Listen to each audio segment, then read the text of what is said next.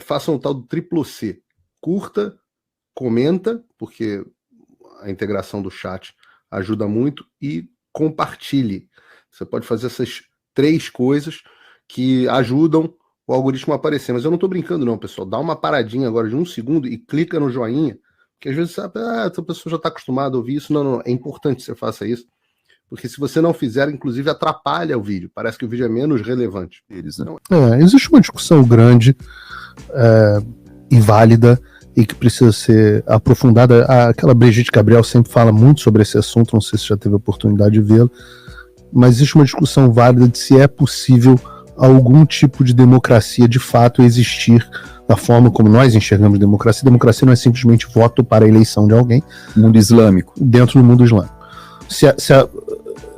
O que nós temos como democracia foi concebido dentro da cultura judaico-cristã ocidental. O John Adams é um cara que foi muito claro dizendo que esse sistema criado para os Estados Unidos, foi construído para um povo que detivesse aquela religiosidade. Ele diz que seria extremamente inadequado para qualquer outro povo. Você parte de direitos naturais que são dados por Deus. Esse referencial você não tem como... Tem um vídeo muito famoso que está circulando na internet agora, que as pessoas estão colocando, que são as pessoas... é dentro de uma mesquita, e um árabe falando, não árabe, mas um muçulmano falando em inglês, falando assim: olha, eu queria que vocês, quem está aqui dentro, são pessoas comuns ou são pessoas radicais? Quem for pessoa comum aqui que não for muçulmano radical, levanta a mão. Aí todo mundo levanta, as pessoas comuns. Aí ele pergunta assim: tudo bem, vocês estão em um lugar bem cheio, imagina um templo muito grande.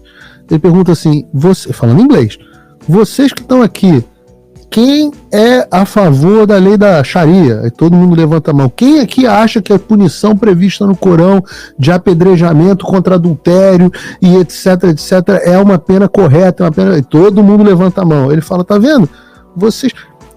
Saiu uma pesquisa agora, eu gosto de dar fonte das pesquisas, mas dessa vez eu vou me furtar porque eu vi na televisão aqui nos Estados Unidos.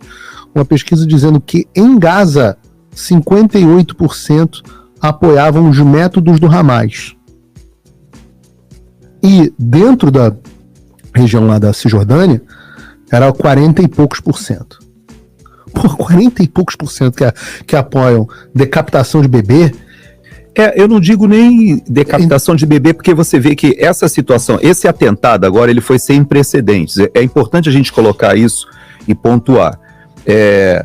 Esse nível de atrocidade que aconteceu agora foi uma coisa que chocou, inclusive, o mundo árabe também, e muitos grupos muçulmanos também. Porque quando você... os caras são terroristas há quantos anos já? Não, eles são terroristas, mas esse nível quando você pega... Você pega crianças e coloca em jaulas e leva essas crianças bebês e você expõe isso para poder fazer a operação psicológica. Quando você sequestra, hoje, segundo Israel, são 199, mas segundo o Hamas, são 250. Então tá, mais um número ali de 200, vamos colocar. Você sequestra 200 pessoas e leva essas pessoas, idosas, jovens, crianças, mulheres e sai estuprando. E quando você sai matando pessoas indiscriminadamente, como a gente tem imagens ali incendiando, então são coisas que remetem na mentalidade do povo de Israel. O único precedente que você possa olhar parecido com isso seria o próprio Holocausto, porque você não tem nada do que aconteceu desde a criação do Estado de Israel até agora nesse nível, porque os outros conflitos foram conflitos entre identidades armados. E Estado-nação. Estado-nação e militar. O militar, ele é formado para matar. Sim. Então, agora, quando você pega e atinge propositalmente civis com esse nível não dá nem para falar que foi uma coisa animalesca, porque foi demoníaca, que talvez seja a palavra mais adequada. Então, você chega a um nível de perversidade inumano. Mas eu não acho único não, Gerson. Quantos ataques terroristas você já teve? Eu não vou nem falar do 11 de setembro, com as 2.000 vidas ceifadas dentro dos Estados Unidos, inclusive de bebês, inclusive de crianças, inclusive de velhos, inclusive de mulheres. pessoas inocentes, o cara sequestrar avião, pô, as pessoas dentro do avião. Não, já teve vários aviões sequestrados anteriores. Os próprios atletas lá em Munique. Exato, que também. Aliás, tem um filme bom sobre isso, esqueci agora qual é o nome, mas tem um filme bom sobre esse caso com aquele Eric Bana, se não me engano. Filme bom, mostrando na Olimpíada a resposta da Golda Meir, né? Aliás, você falou da Golda Meir, eu achei até interessante, não sei se você viu na frase do Biden hoje, ele falando que a primeira vez que ele foi a Israel foi logo depois do Yom Kippur, e ele encontrou com a Golda Meir. Eu não sei se ele você já viu. Era um senhor. Não, ele era jovem, ele era o primeiro mandato dele de senador, eu acho, mas seja como for, ele contou uma coisa que eu não sei se você ouviu, que eu achei bacana essa talvez até para nossa audiência que não ouviu. Eu estava ouvindo no carro vindo para cá, e eu ouvi ele falando e ele dizendo o seguinte, que ele foi conversar com a Golda Meir, que ela se aproximou, ele era um parlamentar na época, segundo ele, jovem, né, mais jovem, mas ela chega para ele e fala assim, por que você tá tão, assim, preocupado? E ele fala, ué, não é pra gente estar preocupado com essa situação que está acontecendo? Ela fala assim, não, mas Israel tem uma arma secreta. Aí ele mesmo, assim, nós não temos para onde ir.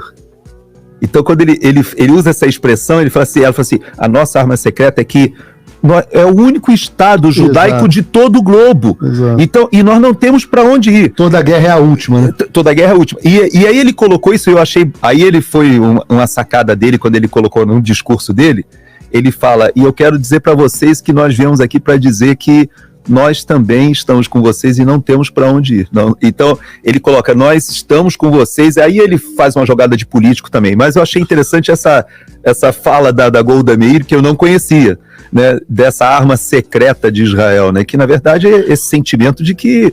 O filme que eu citei foi o Munique, do Steven Spielberg. Então, é um grande filme aqui. Obrigado ao pessoal do chat que está avisando. Mas eu acho que o Biden, falando aqui da postura do Biden, voltando um pouco pro Biden, eu acho que o Biden, ele vive uma certa sinuca de bico, tá? Ele teve uma frase que foi... eu acho que deixou uma interpretação dúbia quando ele disse que seria um erro de Israel ocupar Gaza. E eu não sei se ele quis se referir a isso como Israel de fato ocupando e mantendo o território de Gaza, do qual Israel abriu mão há 20 anos atrás, né? O próprio Israel abriu mão 20 anos atrás. Israel não quer ocupar um lugar que tem 2 milhões de pessoas, 50% delas em situação de desemprego e pobreza, com problema de infraestrutura e basicamente uma usina de terroristas. Israel não quer esse lugar, mas eu acho que talvez ele esteja se referindo a uma ocupação permanente de Gaza que não é do interesse de Israel, nunca foi, sempre foi uma questão de sobrevivência. Mas eu digo que ele está numa sinuca de bico porque esse é um fenômeno interessante. A esquerda se radicalizou contra Israel. Muito fortemente, eu publiquei no Locals há alguns dias. A esquerda mundial, né? Mundial. Isso é um fenômeno que está presente no Brasil, mas é muito presente aqui nos Estados Unidos também. Eu quero ler um número aqui para você de uma pesquisa que eu coloquei no meu Locals nos últimos dias. Eu tenho até que achá-la aqui em um segundo, mas mostrando exatamente o que aconteceu com essa radicalização. Quanto você acha aí? É interessante que as pessoas não entendem a posição do PT, né? Não entendem as posições da esquerda no Brasil em relação a Israel. Por que essa posição tão antagônica a Israel? Abstraindo de outras questões, é importante a gente lembrar, primeiro, que a nossa esquerda no Brasil ela ainda está ancorada lá na Guerra Fria, na União Soviética. Uma parte dela, sem dúvida. Eu digo a parte não essa ligada às políticas identitárias, ao globalismo. Eu digo aquela que ainda tem a raiz marxista ali.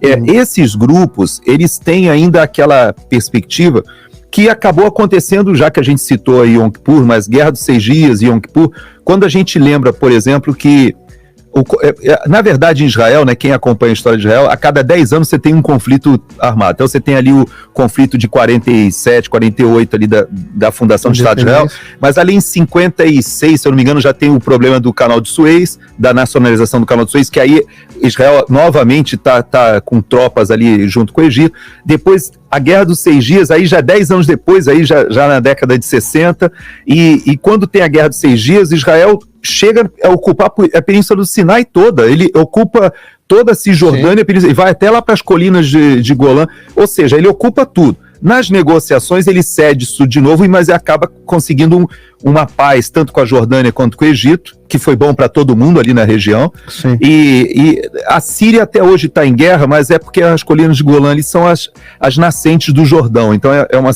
tem a questão da geopolítica da água ali, né? Que é e a questão da posição de superioridade ali para proteção do espaço aéreo. Também, mas ali a geopolítica da água é o que explica, por exemplo, a questão do Kurdistão ali com o Tigre e Eufrates, que são as nascentes, né, do Tigre e Eufrates, justamente naquela área que os curdos querem criar o seu estado. Então, vão focar, né?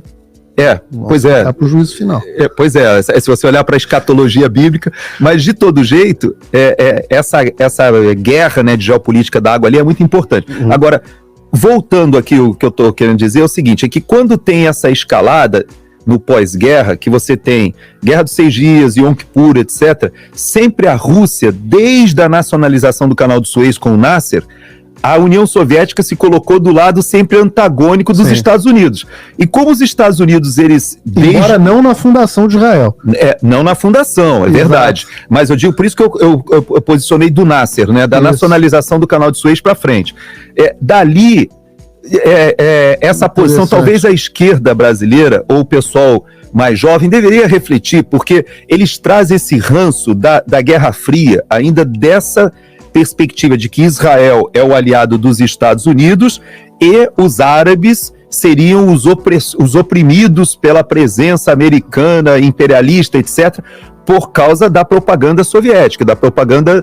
Então, é importante que a gente tenha, pelo menos... Esse é um bom ponto, de onde vem, né? Mas eu acho que tem outros dois componentes, um dentro do marxismo, ideologicamente existe um antijudaísmo, eu não vou nem chamar de antissemitismo, um antijudaísmo muito forte. O Marx, antes de escrever o Capital, 20 anos antes de escrever o Capital, se eu não me engano, escreveu um livro especificamente sobre a questão dos judeus, um livro altamente preconceituoso, onde ele diz que os judeus são, o Deus dos judeus são o dinheiro, que os judeus são os opressores do sistema financeiro. Os maiores intelectuais preconceituosos e antissemitas são judeus, né? Isso que eu acho mais...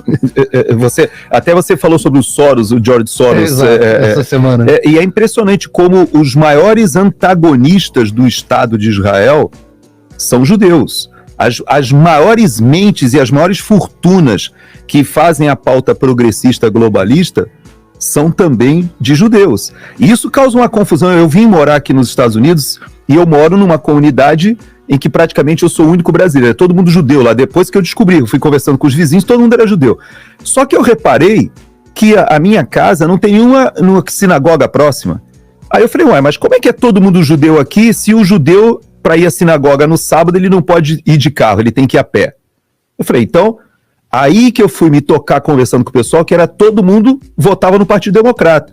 Aí eu falei, peraí, eu tô com a minha cabeça formatada errada, eu achei que tava todo mundo aplaudindo o Donald Trump transferir a embaixada de Tel Aviv para Jerusalém, e eu não encontrava esse apoio em ninguém ali nos meus vizinhos. E eu falei, peraí, aí é que eu fui compreender que você fala de Estado de Israel, você fala do povo judaico, e você fala da religião judaica, são coisas bem distintas quando você leva para a política.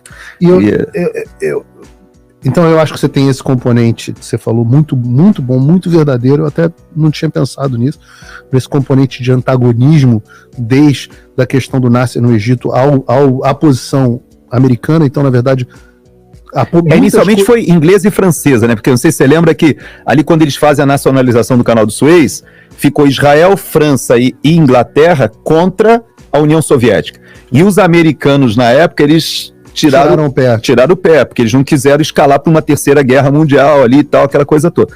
Acaba que logo depois tem a crise dos mísseis ou seja... Não, mas o ponto da posição ser automática... Muitas das posições da esquerda, você tem... É verdade. Muitas das posições da esquerda são quase que um cacuete, um reflexo condicionado de uma posição de antagonismo aos Estados Unidos. E pró-Rússia, né? E pró-Rússia. Esse é um bom ponto. O outro ponto, sem dúvida nenhuma, é essa questão ideológica por trás do marxismo. De novo, antes do Capital. O Capital é influenciado pela visão do Marx, antes dele enxergar a briga entre proletariado e burguesia, né, oprimidos e opressores do proletariado da burguesia.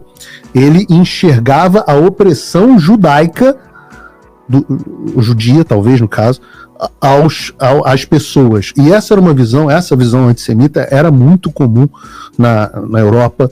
Até porque eles eram aí tem várias explicações, né? Detentores do sistema financeiro, onde eles podiam ter terra, eles eram os landlords, né? Os como é que chama? Os senhorios de várias terras, proprietários, etc. Sem dúvida nenhuma. Mas eu diria que tem um terceiro componente, que é um componente espiritual.